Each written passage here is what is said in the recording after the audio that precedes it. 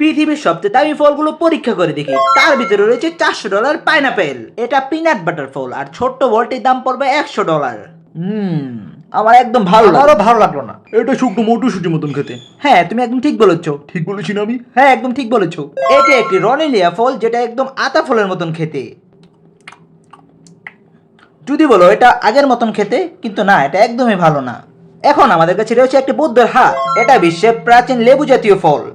গন্ধ তো সেভাবে কিছুই না, আমি তো কিছুই বুঝলাম না। দেখি দেখি আমি। তুমি আমার নাকের ভিতরে ঢুকিয়ে দিয়েছো। ও ও, আমাকে এটা স্বাদ নিতে দাও। হ্যাঁ, খেয়ে দেখো। আমি এখন বুদ্ধের হাত খাচ্ছি, ওর আঙ্গুলগুলো আমার মুখের ভিতরে আছে। এটাকে দিতে পারি 10-এর মধ্যে 4। মিলেন কুর্তা, হো হো হো হো। না, এটা জাপান থেকে আনা $150 ক্রাউন মেলেন।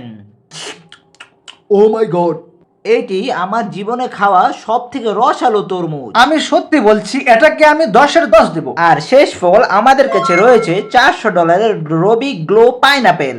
এটা গ্লো করছে না কেন? আর এটা লাল। ও, এটা শেষ সুস্বাদু। এটা খুবই স্বাদ, অনেক রসালো এটা। আরেকটা খাওয়া যাক, অনেক মজা এটা।